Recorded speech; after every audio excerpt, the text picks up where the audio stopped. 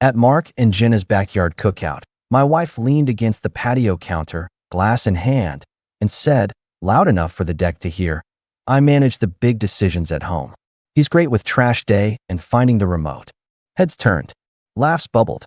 She looked right through me like she'd just read a clever line off a napkin. I set my plate down. "Cute," I told her. "Here's the big decision for tonight. Respect is not optional. Try me." She blinked as if a fly crossed her view. "Relax. It's a joke." Mark's tongues paused midair. Jenna stared at the salad. I didn't raise my voice. I didn't have to.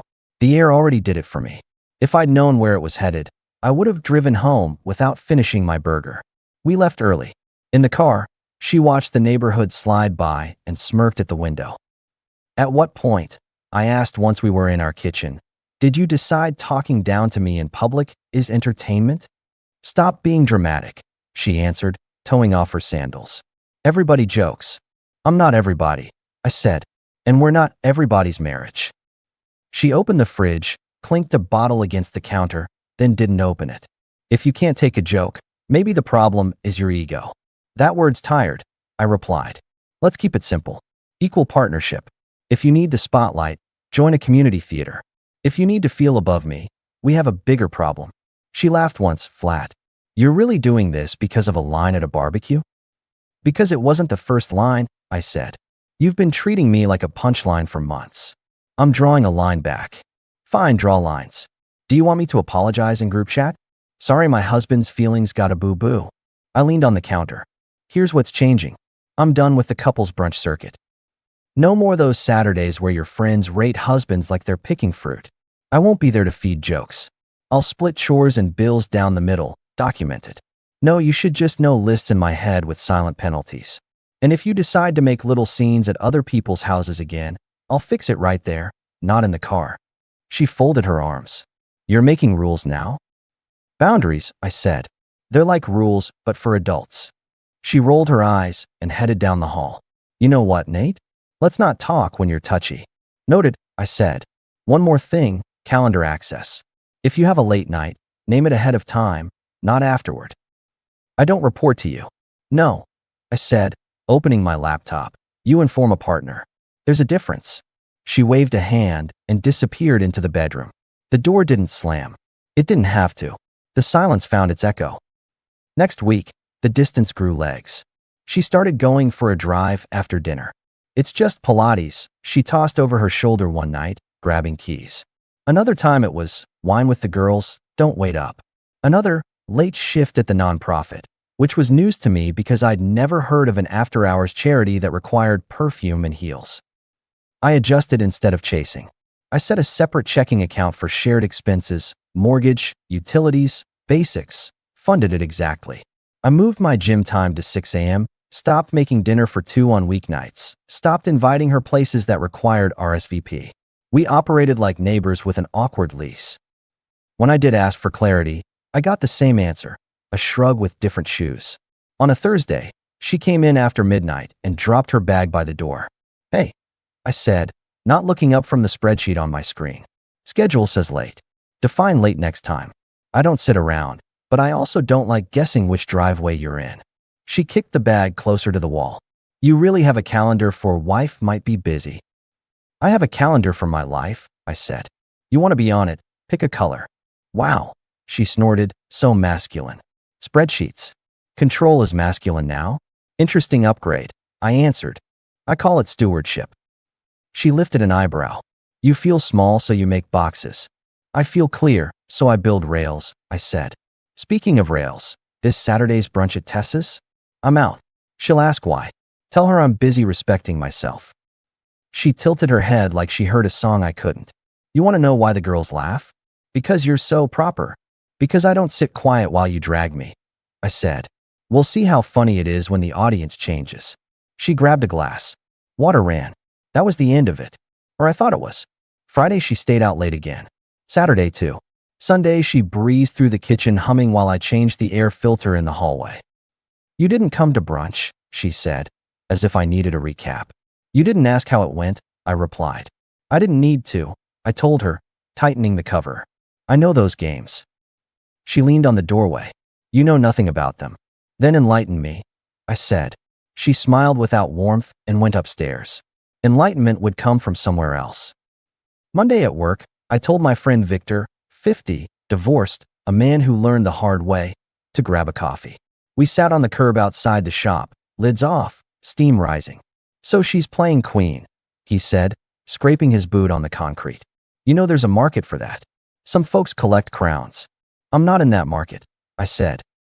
Then by information, he shrugged. You can't debate fog. Look, I got a guy. Retired cop doing private work. Discreet. He doesn't deliver gossip. He delivers a folder. I'm not trying to be a spy, I said. You're trying to be sane, Victor replied. Sanity likes facts. You set boundaries. She escalated. Find out what you're actually dealing with before you choose your exit. I took the number. That night, after my no brunch rule and the budget split settled like furniture, she walked in at 7 with a paper bag from the corner diner. She put it on the counter. I got your favorite salad. Thoughtful, I said, watching her. What's the occasion? Occasion is I heard you, she said, opening containers. I can be snarky. I was tired that party. I'm sorry. Accepted, I said. Behavior matters more. I know, she said. So dinner. And next weekend we could drive up to the lake. No phones. We can discuss later, I replied. I've got a long morning tomorrow. You're really going to make this transactional? She pressed. I'm going to make this consistent, I said. Appreciate the salad. She set a fork by my hand, touched my shoulder, a quick press that looked practiced, and smiled like I'd finally come to my senses. It felt like a cool hand over a fever. Smart. Timed. I ate the salad and slept fine anyway. Tuesday, I met the investigator in a quiet office over a hardware store. Gray desk, no photos. He took notes, asked simple questions about time frames and names, then slid his card across. 3 to 5 days, he said. I only come back with what I can prove. If there's nothing, there's nothing. If there's something, I said, bring me daylight. I didn't tell anyone except Victor. I didn't tell my wife I'd hired anyone. I didn't need to. I just vaulted over guessing and landed on waiting. Meanwhile, the distance at home found new muscles. She started speaking to me through silence. If I asked if she wanted to watch something together, I got, I'm reading. If I asked about her day, busy, you wouldn't get it. If I mentioned the budget, you're obsessed with petty rules. If I fixed something in the house, congratulations, you're handy. Each line had the same flavor. You below, me above. I countered with map changes. I canceled the upcoming couples game night and sent a polite note in the group text, scheduling conflict. You'll see us when you see us. I stopped standing behind her while she crafted her stories in front of others. If she wanted to perform, she could perform without my staging. 2 days later, I got the call. Come by, the investigator said. It's not gossip. His folder was thicker than I wanted. He laid photos across the desk like playing cards. Dates, locations, timelines. The first shot hit like a bat to a metal sign. Everything rang afterward. There was my wife, midweek, at the bar across town, sitting way too close with Tessa's husband, Mark, hand on his arm, faces angled in private talk. Another afternoon, different place, different man, Jenna's husband, Kyle, walking with her to the back lot. Another night, a booth at a restaurant with Lauren's husband, Darren, laughing too warm for colleagues, fingers intertwined under the table when they thought the booth shielded them. The days lined up like a schedule. Monday, Wednesday, Friday, different husband, different setting, same pattern. You sure all these dates line up with the girls' nights? The investigator asked, tapping the timestamps. I swallowed. They do. He slid me a flash drive. Everything's duplicated here. Do you want to talk through it? No, I said. I want to walk out of this office. I sat in my truck and stared at the steering wheel until the air felt neutral again. Then I called Victor. Bring it to the guys, he said. Don't carry it alone. That night we met in his detached garage behind his house. He keeps a pool table there and a coffee machine stronger than courage. 2 other friends came. Ben, accountant, married 20 years, and Luis, contractor, newly remarried after a rough first ride. I laid the folder on the table without speeches. I didn't narrate. I let grown men learn. Man, Ben muttered, flipping a page. That's a pattern. Luis exhaled through his nose. She hit every friend group like it was a to-do list. Victor looked at me, not the paper. You good? I'm clear, I said. I'm not living with her another night. Where are you going? Ben asked. To an attorney first, I said, then to someplace quiet. In the morning, I booked a consult with a guy Victor knew, calm voice, unwrinkled suit, eyes that didn't chase drama. He scanned the folder, nodded once, and stacked everything. Don't confront her yet, he said. Give me everything you have. We'll draft. While we draft, distance yourself. If you can find a believable reason to be elsewhere for a couple of weeks, do that. It's clean. Don't put your emotions on her plate to play with. Put papers on the table when you're ready. I don't want her living in my house while I'm gone, I said. You can secure the essentials, he answered. Change account passwords. Move sensitive items. Leave the day-to-day. Come back when this is ready. You'll have leverage without a scene. So I lie. I asked. You provide a cover story, he said. It protects you from fireworks you don't need, and it protects the work we're doing. A short work trip is fine. 2 weeks, maximum 3. I'll call when it's set. I handed him the flash drive, the folder, everything. I walked out lighter by a pound of paper and heavier by a pound of clarity. That night, I packed a duffel bag with just clothes and a shaving kit. I rented a small place across town, a one-story with a squeaky screen door and a view of a maple tree. I left a note on the kitchen counter at home. Short assignment. 2 to 3 weeks. I'll check in. I scheduled mail to hold, set camera alerts on the house, and closed the door without turning back. At the rental, I made myself decent coffee, put music on low, and called my friends. Boys' night, I said.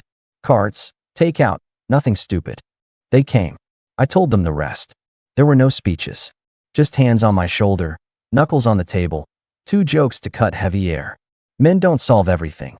Sometimes we just carry corners of the same table. I lived like a monk with a grill. I worked earlier, lifted heavier, slept deeply.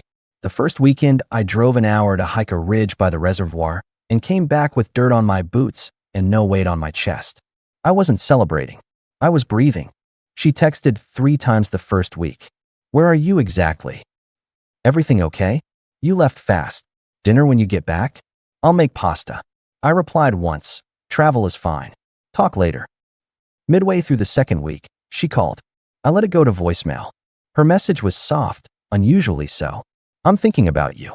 Maybe we got off track. I've been reading old messages. You're a good man, Nate. Come home. Let's reset.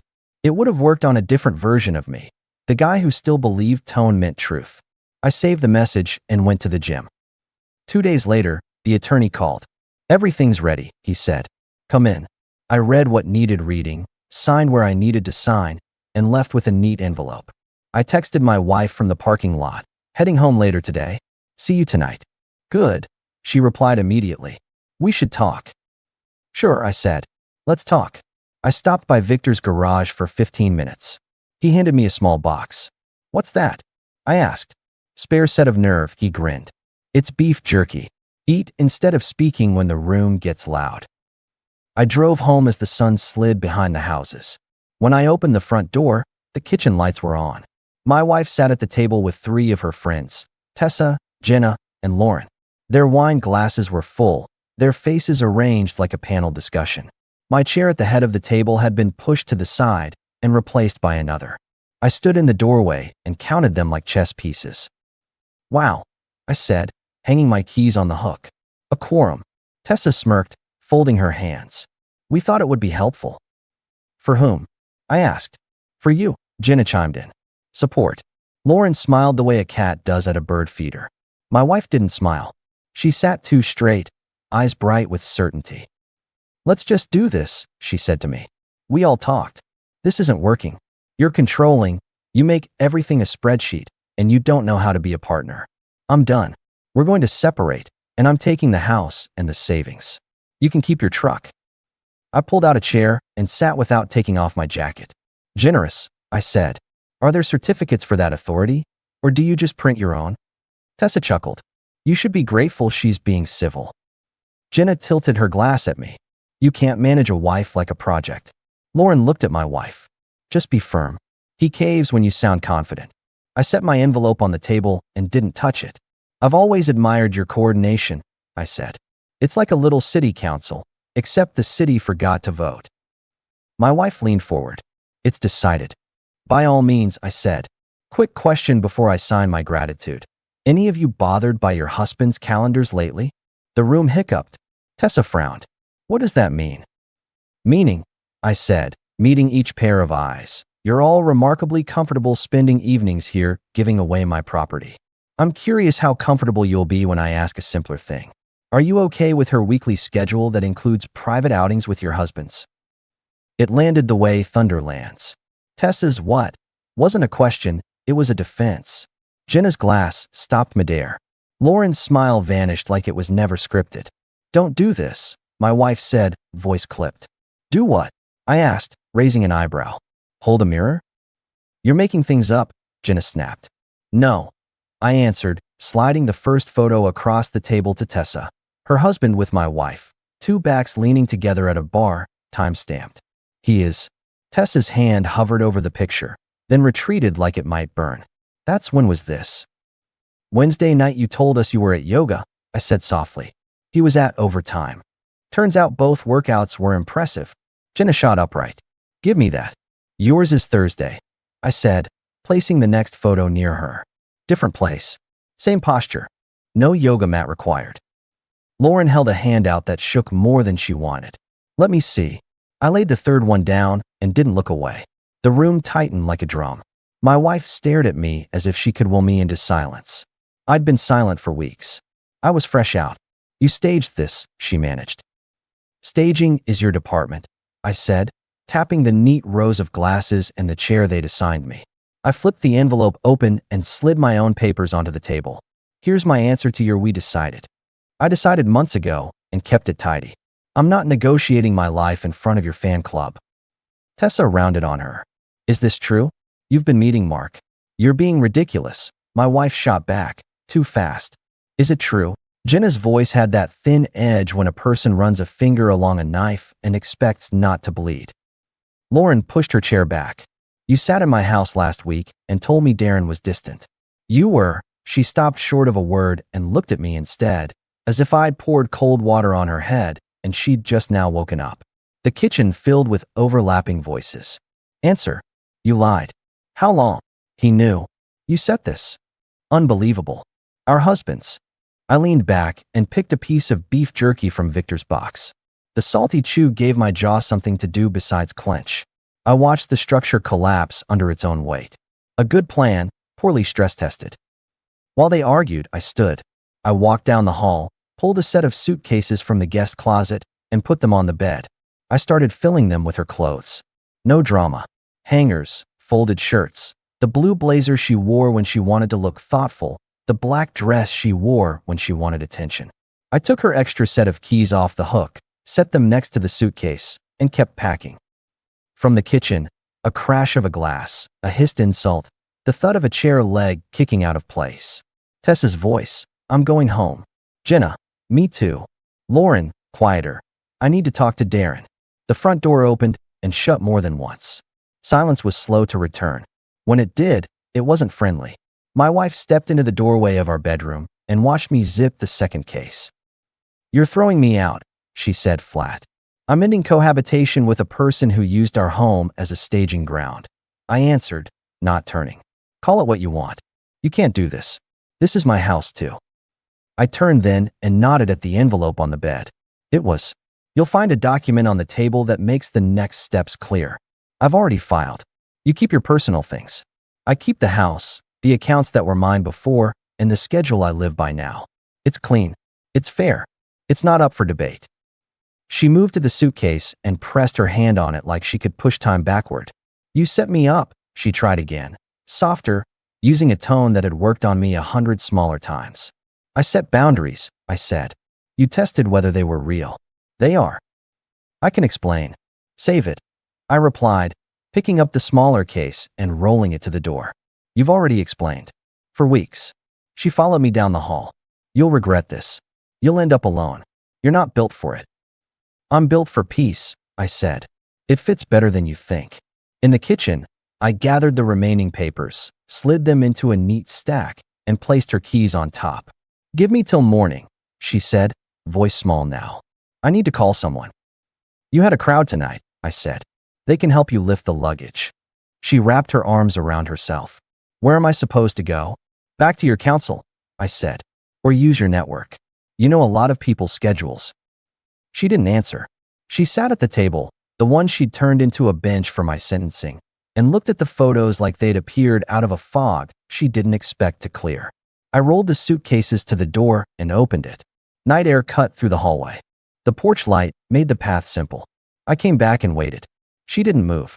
I'm not carrying you, I told her. If you need a moment, take it. You can text me a forwarding address. Don't text me anything else. She closed her eyes for a long second, then stood. She picked up the handle of the first suitcase, then the second. She walked to the door, paused, and turned. You're really done, she said. Yes, I answered. We ran out of respect a while back. The rest of the pantry emptied tonight. Her jaw worked like she was choosing between a dozen lines and liked none. She rolled the bags out onto the porch. I followed, picked up the keys from the table, and held out my hand. She placed her ring of keys in it without meeting my eyes. Close the door, I said. I locked both deadbolts and set her keys in a drawer with the batteries and takeout menus, the only place they fit now. Then I did what men do when the storm passes. I cleaned. I picked up the broken glass, wiped the counter, threw out the wilted salad she'd brought 2 weeks ago that I never ate. I took a shower, put on a t-shirt, and lay down across the bed like it was a guest room I finally earned. In the morning, I changed the security code and left a set for the attorney. I texted her once. Your boxes are by the garage. I'll be out from 10 to noon. Pick up then. I didn't wait to see if she replied. I didn't need more words. We were past words. That afternoon, Victor stopped by with a sack of sandwiches. We ate on the tailgate. You look 10 pounds lighter, he said. I am, I told him. She left with at least that in fabric. You good, he asked. Better than good, I said. I'm steady. Been called. We stand by you, he said. If any of those guys want to talk, we'll talk.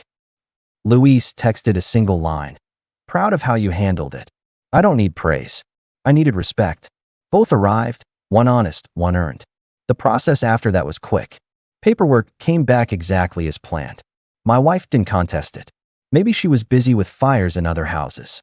Maybe she just recognized the new version of me didn't negotiate with fog. I kept the house. I kept my savings. I kept the schedule that let me sleep. 2 months later, my life looked simple, clean. I replaced the couch we bought together with a plain gray one I liked. I built a heavy workbench in the garage and filled it with sturdy tools. On Fridays, I hosted the guys. No announcements, no performance, just cards and cheap snacks.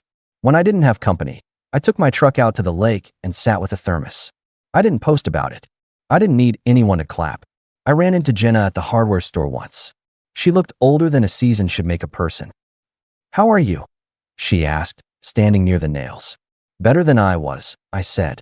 She nodded at a shelf so she didn't have to look at me. We broke. It wasn't pretty.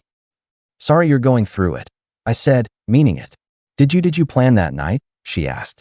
I planned to tell the truth in front of the right audience, I said. The rest sorted itself. We thought you'd plead, she said. That was the point, I told her. You were counting on it. I paid for my bolts and left without looking back. I'm not cruel. I'm done. I keep the place quiet now. There's a stack of books on the coffee table I actually read.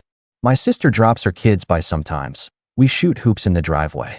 My boss offered me a lead role on a project that needs a steady hand more than late nights.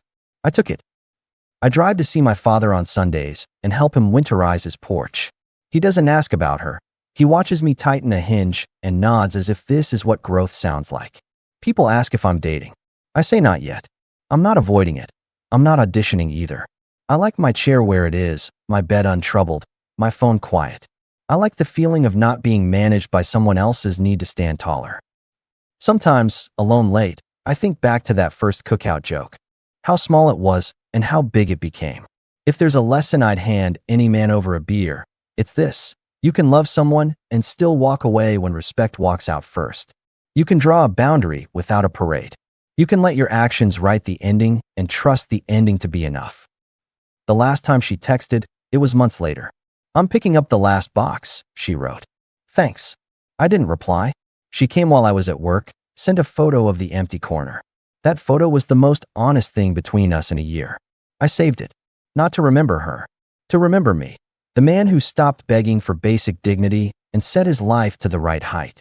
There's no trophy for that. You just get your home back. You get your peace back.